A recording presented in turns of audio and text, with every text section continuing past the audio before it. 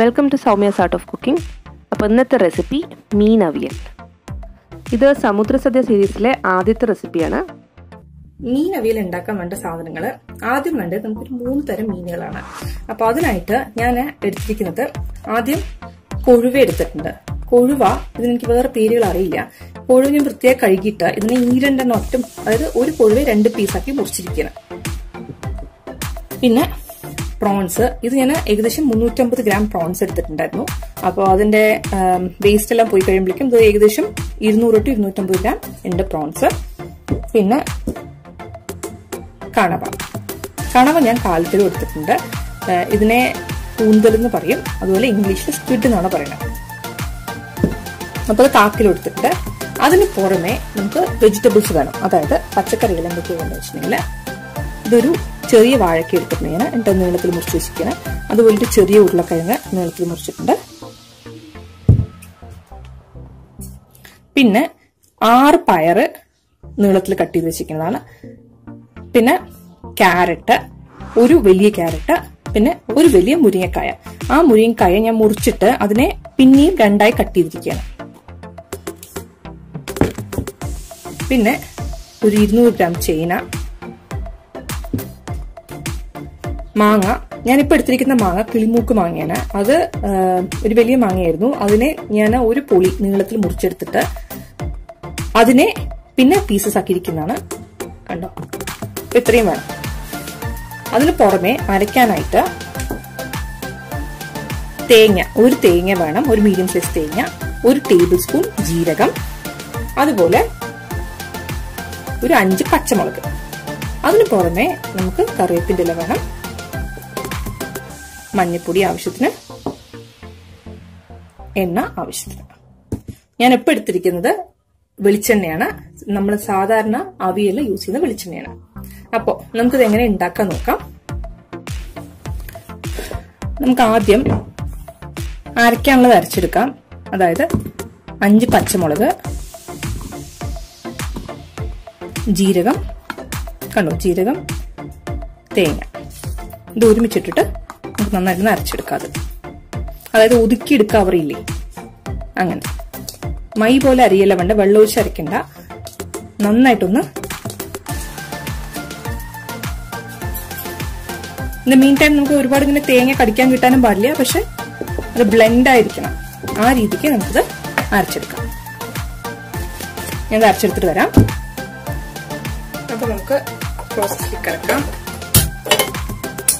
ഒരു പാൻ വെക്കാം, എന്നിട്ട് അതിലേക്ക് എടുത്തു വെച്ചിരിക്കുന്ന കൊഴുവ ഇട്ട് വെക്കാം.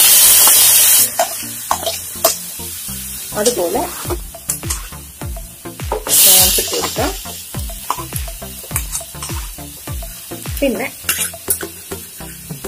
ഒരു 1/4 ടേബിൾ സ്പൂൺ മഞ്ഞൾപ്പൊടി ഇട്ട് കൊടുക്കാം. എന്നിട്ട് നന്നായിട്ടൊന്ന് ഇളക്കിയ ശേഷം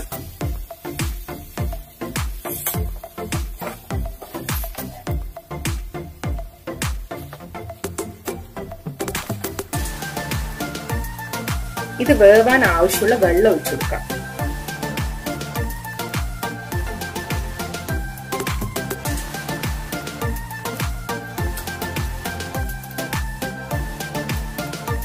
ഏകദേശം ഒരു 15 to 20 മിനിറ്റ് ഇത് വേവുന്നതാണ് നല്ലത്. കാരണം ഇല്ലെങ്കിൽ ചിലപ്പോ വയറുവേദനയൊക്കെ ഉണ്ടാവാൻ ചാൻസ് ഉണ്ട് ചില ആൾക്കാർക്ക്. അപ്പൊ ഞാനിപ്പോൾ അത്യാവശ്യം വെള്ളം ഒഴിച്ചു കൊടുത്തിട്ടുണ്ട്. ഒരു 10 മിനിറ്റ് നന്നായിട്ട് വേവട്ടെ. അതിനുശേഷം നമുക്ക് നമ്മുടെ പച്ചക്കറികൾ ഇട്ട് കൊടുക്കാം. എന്നിട്ട് ബാക്കിയുള്ളത് വേവിക്കാം. അപ്പൊ ഇത് വെന്ത് വരട്ടെ, നമുക്കത് വെയിറ്റ് ചെയ്യാം. ഇപ്പൊ നല്ല തിള വന്നിട്ടുണ്ട്. അപ്പൊ ഞാൻ ഇതിലേക്ക് ഉപ്പിട്ടിട്ടില്ല, ഉപ്പും കൂടി ഇട്ടിട്ട് നമുക്ക് അടച്ചു വെക്കാം. അപ്പൊ ഏകദേശം ആവശ്യമുണ്ടെന്ന് തോന്നുന്ന ഉപ്പ് ഞാനിപ്പോ ചേർത്ത് കൊടുത്തിട്ടുണ്ട്. അപ്പൊ ഒന്ന് അടച്ചു വെച്ച് വേവിക്കാം. ഏകദേശം 10 മിനിറ്റ് വേവിക്കുക ഇതുപോലെ. അതിനുശേഷം നമുക്ക് വെജിറ്റബിൾസ് ആഡ് ചെയ്ത് കൊടുക്കാം. പിന്നെ നിങ്ങൾക്ക് വേണമെന്നുണ്ടെങ്കിൽ പ്രഷർ കുക്കറിൽ 2 വിസിൽ വെച്ചാൽ മതി. ചെറിയ പ്രഷർ കുക്കർ ഉണ്ടെങ്കിൽ അതിൽ ഇത് രണ്ടും കൂടിയിട്ട്, അതായത് പ്രോൺസും സ്ക്വിഡും കൂടി ഇട്ടിട്ട് ഒരു 2 വിസിൽ വെച്ചിട്ട് പിന്നെ അതിനുശേഷം നമുക്ക് വേറെ പച്ചക്കറി വേവിക്കാനിടുമ്പോൾ അതിൻ്റെ കൂടെ പ്രോൺസും സ്ക്വിഡും കൂടി ഇട്ടിട്ട് നമുക്ക് ചെയ്യാവുന്നതേ ഉള്ളൂ. പ്രോൺസിന്റെയും ഈ കൂന്തലിന്റെയും കൂടെ കിടന്നിട്ട് പച്ചക്കറി വേകുമ്പോൾ ഒരു പ്രത്യേക ടേസ്റ്റ് ആണ്. അപ്പൊ ഇതിന്റെ ഒരു ഫ്ലേവറും കൂട്ടിയിട്ട് ആ പച്ചക്കറിയിലേക്ക് ഇറക്കും. അപ്പൊ അതുകൊണ്ടാണ് ഞാൻ ഈ മെത്തേഡിൽ ചെയ്യുന്നത്. അപ്പൊ ഏതാണ് സൗകര്യം എന്ന് വെച്ചാൽ അതുപോലെ ചെയ്യാം. ഇതൊക്കെ നന്നായിട്ട് ആയി വരണം. നമുക്ക് 10 മിനിറ്റ് നമുക്ക് വെയിറ്റ് ചെയ്യാം.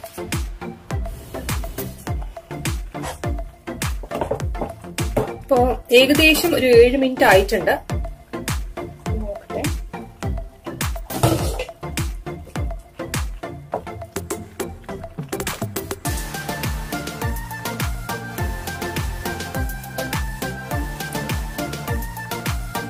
ഇത് വെന്തിട്ടുണ്ടോ നോക്കട്ടെ.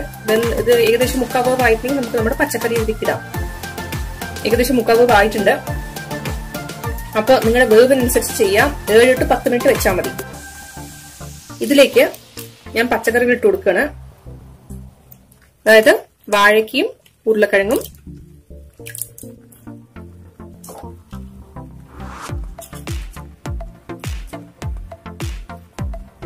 അതുപോലെ തന്നെ മുരിങ്ങക്കായ, പയറ്,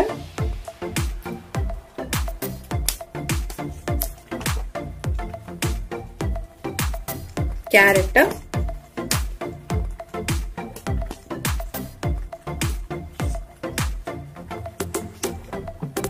ചേന,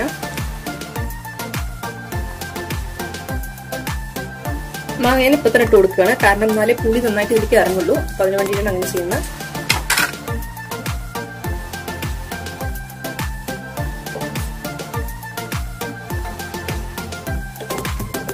ഇത് വേവുന്ന സമയത്ത് കുറച്ച് ക്വാണ്ടിറ്റി ഇതിന്റെ കുറയും കേട്ടോ.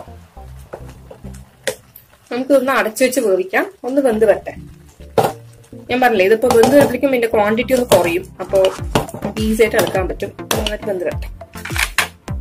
ഈ ഒരു 10 മിനിറ്റും കൂടെ വെക്കേണ്ടി വരും ഏകദേശം ഈ വെജിറ്റബിൾസ് ഒന്ന് വേവാൻ വേണ്ടിയിട്ട്. ഇതൊന്ന് ഇടയ്ക്കിടയ്ക്ക് ഇളക്കി കൊടുത്തോണ്ടിരിക്കുക.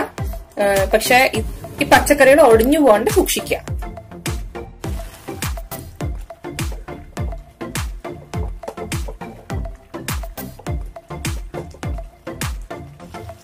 ഇത് ഇടയ്ക്കിടയ്ക്ക് ഒന്ന് ഇളക്കി കൊടുത്തോണ്ടിരിക്കുക.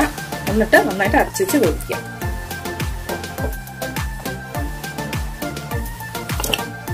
ഞാൻ നോക്കട്ടെ എന്തായി അവസ്ഥ. ഏകദേശം വെള്ളമൊക്കെ വറ്റിക്കഴിഞ്ഞു.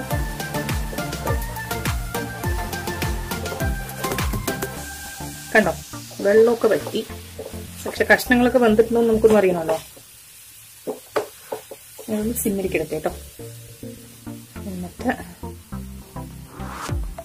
ഒരു ചേനയുടെ കഷ്ണം നോക്കട്ടെ വെന്തിട്ടുണ്ടോന്ന്. ലേശം കൂടെ വേവ് വേണം തോന്നുന്നു.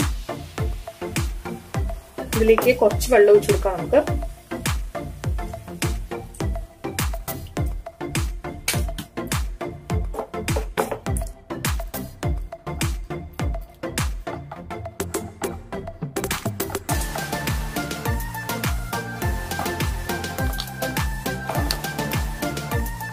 ഇതൊന്ന് തുറന്നു നോക്കട്ടെ. ഏകദേശം 3/4 ഭാഗം വേവായോ എന്ന്. ആയെങ്കില് നമുക്ക് കൊഴുവ അതിലേക്കിടാം. കണ്ടോ, ഏകദേശം വെള്ളം വറ്റി, കുറച്ച് വെള്ളം ബാക്കിയുണ്ട്. അപ്പൊ ഈ ഒരു സ്റ്റേജില് നമുക്ക് കൊഴുവിടാം. കൊഴുവയ്ക്ക് അധികം വേവില്ല.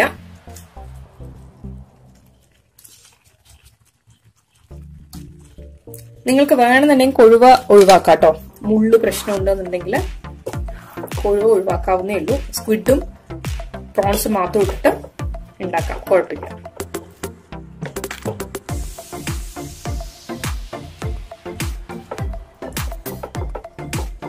ഒന്ന് അടച്ചു വെച്ച് വേവിക്കട്ടെ. ഇത്ത വെള്ളം മുഴുവനായിട്ടൊന്ന് വറ്റണം.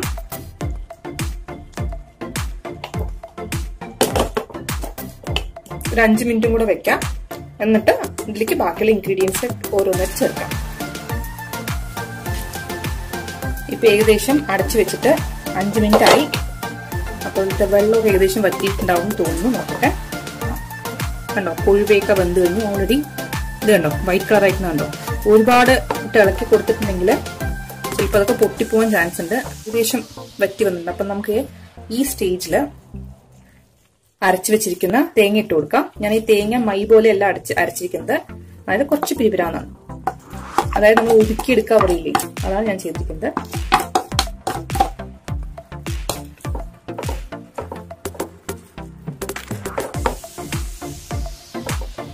ഇതിപ്പോ മിക്സ് ആയിട്ട് വരുമ്പോഴേക്കും കറക്റ്റ് വെള്ളമൊക്കെ ശരിയായിരിക്കും.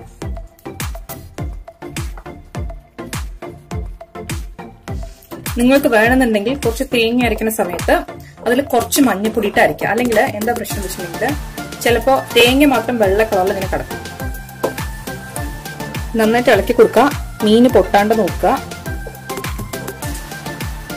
ഇനി ഇതിന്റെ മുകളിലേക്ക് കുറച്ച് കറിവേപ്പിന്റെ ഇട്ടിട്ട്